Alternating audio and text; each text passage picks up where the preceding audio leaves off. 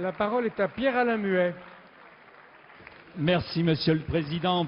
Ma question, puisque le Premier ministre n'est pas là, s'adressera à Madame Pécresse. Hier, en présentant son plan d'austérité, le Premier ministre a parlé de courage. Est-ce du courage d'augmenter l'impôt le plus injuste, la TVA, qui pèse sur nos concitoyens les plus modestes?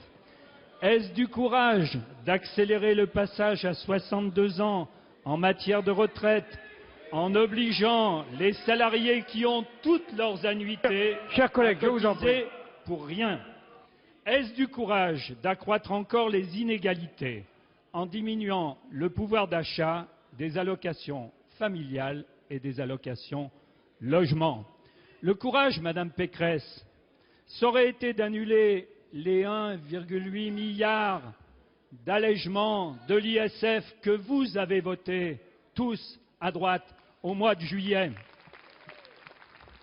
Le courage, ça aurait été, comme le disait mon collègue Eckert, d'annuler les 10 milliards de paquets fiscal, 10 milliards encore dans nos comptes. Le courage, ça aurait été de rétablir vraiment les droits de succession sur les grandes fortunes que vous avez exonérées. Le courage, ça aurait été enfin de supprimer une partie des 75 milliards de cadeaux fiscaux que cette majorité aura fait en 10 ans et qui sont très largement responsables de l'explosion de notre dette. Le Premier ministre a parlé de faillite en évoquant les années où la France a vécu à crédit. La dette de notre pays aura doublé en moins de 20 ans. C'était 42% en pourcentage du PIB en 1993, ce sera 86% en juin 2012. Ce doublement ne résulte pas de l'ensemble des gouvernements, mais uniquement des gouvernements de droite, car nous avons réduit la dette. La faillite, c'est vous. Monsieur le ministre de l'Économie, des Finances et de l'Industrie. Merci, Monsieur le Président, Mesdames et Messieurs les députés, Monsieur le député Pierre-Alain Muet. Tout d'abord, je vous prie de bien vouloir excuser l'absence du Premier ministre qui est actuellement en Allemagne aux côtés de la chancelière Merkel et du président Medvedev pour continuer le travail effectué dans la coordination des politiques publiques pour soutenir notre croissance. Monsieur Muet, vous posez la question du courage. Est-ce du courage pour satisfaire quelques catégories soi-disant favorables sur le plan électoral de proposer la création de 60 000 emplois dans l'éducation nationale? Est-ce du courage de proposer dans la même veine 300 000 emplois financés sur les fonds publics alors qu'aucun parti de gauche au monde ne propose aujourd'hui des créations d'emplois publics?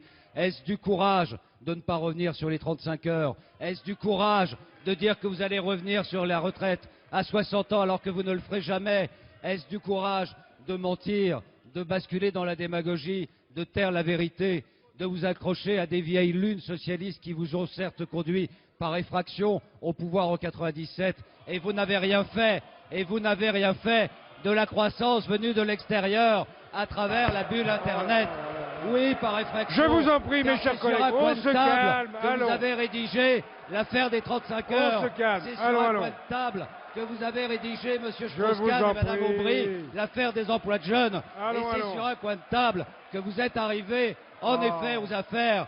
Et c'est sur un coin de table que vous rédigez un projet qui est aujourd'hui caduc et qui, dans cet esprit, vous a amené à proposer un projet qui ne correspond en rien à la réalité de la situation économique de notre pays. Et vous pourrez crier, le bruit n'ajoutera rien à l'affaire. Et vous pourrez vous lever, ça ne réglera pas l'affaire du projet socialiste. Et vous pourrez quitter la salle et vous pourrez adresser des communiqués. Vous serez vous aussi en face des Français, au rendez-vous de la vérité. Nous le serons.